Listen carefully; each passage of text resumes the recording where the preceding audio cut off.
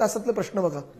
मी फक्त आणि फक्त मुद्द्याचं बोलतोय. बरं, पण मग आदित्यजी आता ओझरता उल्लेख झाला काँग्रेसचा, तुम्ही आता बोलताना उल्लेख केला. पण मग मला तोच प्रश्न विचारायचा आहे की यंदाच्या पालिका निवडणुकीमध्ये काँग्रेस आणि वंचितची आघाडी झालेली आहे आणि या कदाचित आघाडीचा असं वाटतं का तुम्हाला वैयक्तिकरित्या की तुमच्या पक्षाला आणि मनसेला याचा फटका बसू शकेल? याचं कारण मी सांगतो, कारण विधानसभेच्या निवडणुकीला तुम्ही एकत्र लढलेला होतात आणि त्याचा बऱ्यापैकी फायदा किंवा जे काही नुकसान जे तुम्हाला वाटत असेल ते तुम्ही पाहिलंय, तुमचं अॅनालिसिस त्याबद्दलचं रेडी असेल कदाचित.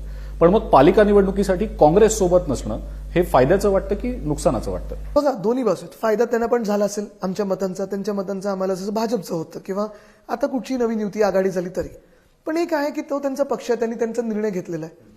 तरी देखील मुंबईकरांना माहिती आहे की जात पात धर्म समाज पंथ न पाहता एकमेव व्यक्ती जी त्यांच्यासाठी लढू शकते आणि त्यांची सेवा करू शकते ती म्हणजे उद्धव बाळासाहेब ठाकरे.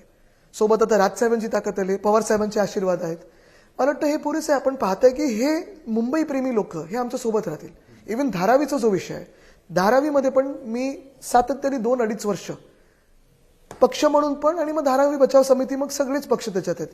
आम्ही जेव्हा जेव्हा जातो, आता परत आज सभा आहे तिथे, एकमेव व्यक्ती ज्यांनी स्टँड्स न बदलता धारावीसाठी आम्ही लढतो आणि तिथे लढा देण्याची ताकद आहे, कॅडर आहे, तो आमचा पक्ष आहे. धारावीकरांना पण माहिती आहे, मुंबईकरांना पण माहिती आहे की जर सगळ्या समाजाला न्याय द्यायचा असेल, त्या धारावीला न्याय द्यायचा असेल, धारावीकरांना न्याय द्यायचा असेल, तर उद्धव साहेबांशिवाय दुसरा पर्याय नाही. मनसे सोबतच्या युती संदर्भात थोडंसं बोलूया. म्हणजे कुटुंब एकत्र आलं इतक्या वर्षांनंतर, 2 भाऊ एकाच व्यासपीठावर दिसले आणि त्यामुळे मराठी माणसाला खूप आनंद झाला, मराठी माणसाला खूप बरं वाटलं, असं सातत्याने आपण बोललो देखील, तुम्ही अनुभव पण घेतला असेल कदाचित. आणि दोन्ही पक्षातले नेते ज्या वेळेला याबद्दल बोलत होते त्यावेळेला कोणतेही मतभेद दिसले नाहीत, एकवाक्यता होती बऱ्याच मुद्द्यांवर.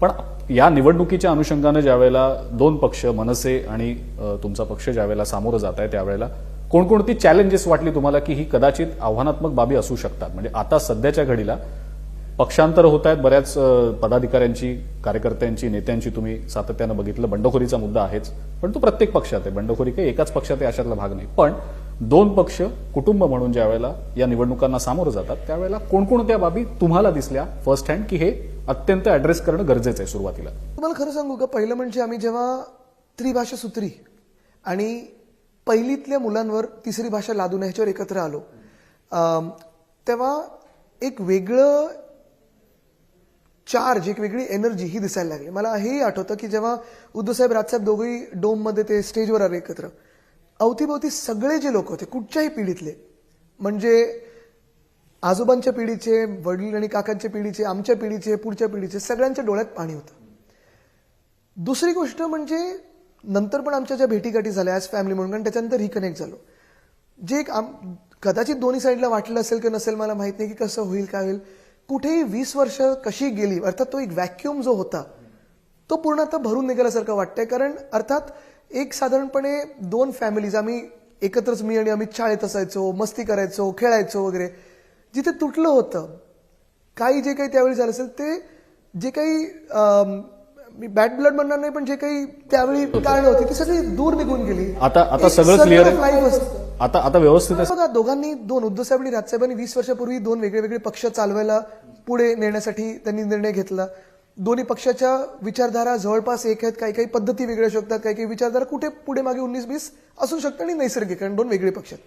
पण फॅमिली म्हणून अगदी काकी सोबत असेल किंवा काका, अमित, उर्वशी, जे एक नातं बनलं हे एक वेगळं, ज्याला बोलतो ना की एक फॅमिली म्हणून रिअश्युरन्स असतं की अरे आपला भाऊ आहे सोबत, ते एक नातं खूप वेगळं जुळलं.